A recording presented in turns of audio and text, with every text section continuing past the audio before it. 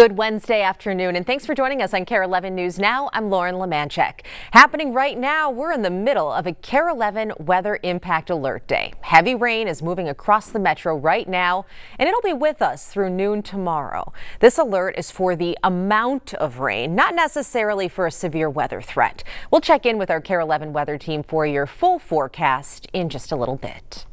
Happening right now, community leaders will gather at Falwell Park to push for changes and new safety measures after an 11-year-old boy was shot and killed there on Monday. Neighbors in the area are calling for increased security in Minneapolis parks.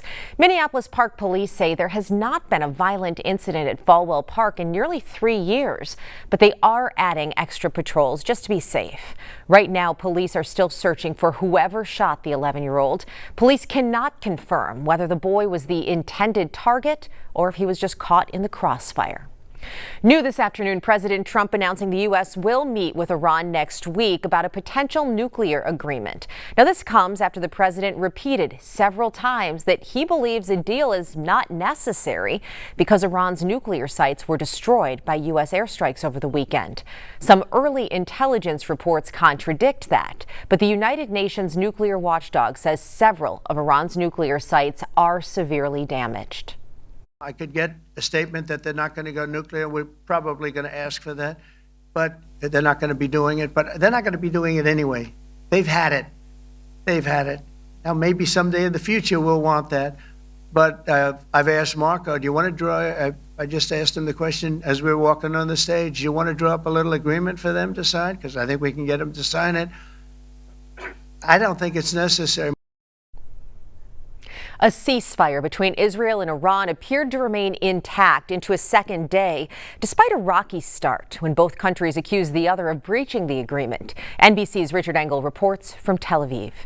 Israel is opening back up again. Here in Tel Aviv, the cafes are now full, the beaches are opening, flights are being put back on at the airport after Israel quickly lifted a semi-state of emergency now that Iranian missiles are no longer being fired at this country. And for the first time in a long time, there are no air raid sirens here. In Iran, they are also celebrating. People are out on the streets in Tehran, even though Iran was damaged badly militarily, its nuclear program set back. But Iranians are saying the fact that they were attacked by the joint force of the United States and Israel, and we're still standing and firing to the end, is a kind of victory. But there are questions here in Israel, there are questions around the region. Will this last, or is there another round coming? There are disputed reports of how damaged the Iranian nuclear program really was. Was it set back and obliterated, as President Trump says, or just a matter of months, as some early intelligence assessments now suggest? There is also the lingering question about what happened to about 1,000 pounds, 880 pounds of enriched uranium enriched to 60%. President Trump says that it was likely destroyed, that Iranians wouldn't have a time to have removed it from their nuclear facilities. The Iranians have said that they did remove it, so that is also an open question, raising concerns across the region. Richard Engel, NBC News, Tel Aviv.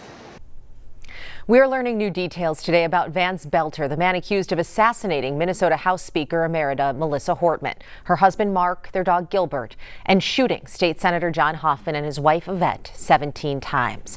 According to a new search warrant, Belter worked at a University of Minnesota eye bank up until 1 day before the shootings happened. We also know Belter worked for a company in the Twin Cities that helps funeral homes remove and transport human remains. During a search of a storage unit belonging to Belter, investigators say they found 5 body bags inside. There's also some new details on the search for Belter after the shootings happened. Tune in to KARE 11 News at 4, 5, and 6 for the very latest. On Capitol Hill, Congresswoman Angie Craig honoring Representative Melissa Hortman and her husband Mark on the House floor. Craig remembered the couple as a force for good and said Representative Hortman always did what she thought was best for Minnesotans, even when it was hard. Recently, Melissa had to take a vote, a tough vote that she personally didn't agree with, but it was the best deal she could get. In my last conversation with her, I told her that I was proud of her leadership. Standing here today, I'm so glad that I did. Preparations are underway right now for Minnesotans to say a final goodbye to Speaker Emerita Melissa Hortman and Mark and their golden retriever. All three will lie in state at the Capitol on Friday. To lie in state is a rare honor bestowed on fewer than 20 people in state history. Representative Hortman will be the first woman. She'll have her husband by her side, and Gilbert will be the first dog ever to lie in state in Minnesota. As Jennifer Hoff tells us, for survivors who've been through this, it's a moment they'll never forget. Minnesota's state capital. It's a remarkable place and almost a holy place. A place of grandeur and where Chris Coleman's dad would get things done as a state senator for nearly 2 decades. Quick-witted, just a great leader, really loved by the people that he served with. Nick Coleman would lie in state there after dying of leukemia in 1981, at the time only the 16th person to have ever done so. It was the ordinary people that came.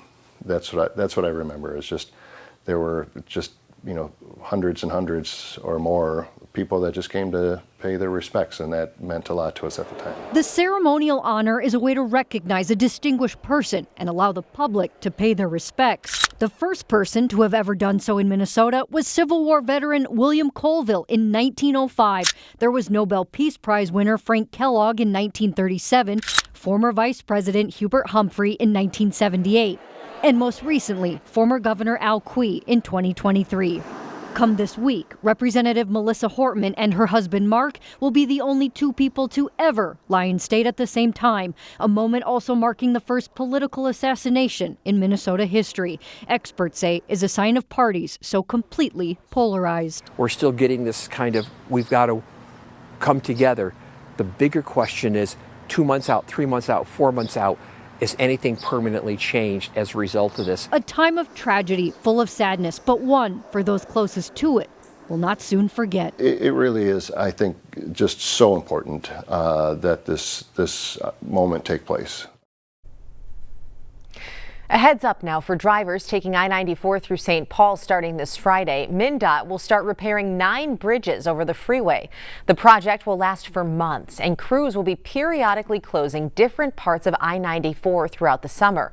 The first closure will be the eastbound lanes between I-35E and Highway 280. That will last from 10 p.m. Friday through Monday morning.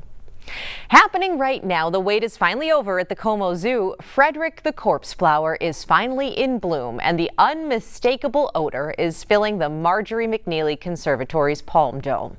The zoo is extending hours until 9 at the dome, so people have a chance to come in and experience the smell. Corpse flowers take about 10 years to grow, then bloom and stink for 2 to 3 years after that. New today, word from the Mosquito Control District. We could be on the verge of an explosion in the mosquito population just in time for 4th of July picnics. And the rain today could just make things worse. Audrey Russo has the mosquito forecast.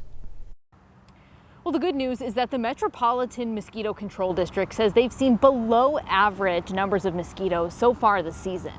The bad news? They say that's likely to change, and just in time for the 4th of July holiday.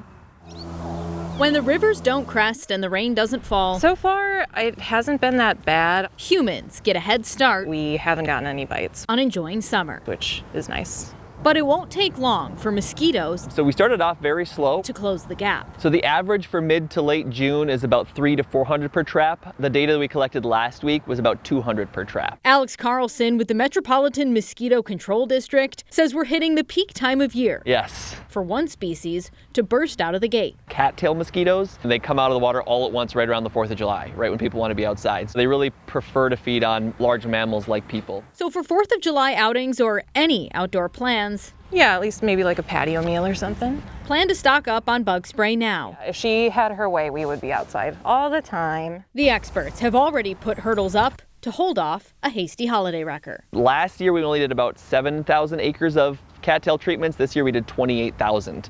Yeah, so that's a big increase in the amount of property treated across MMCD's 7 counties.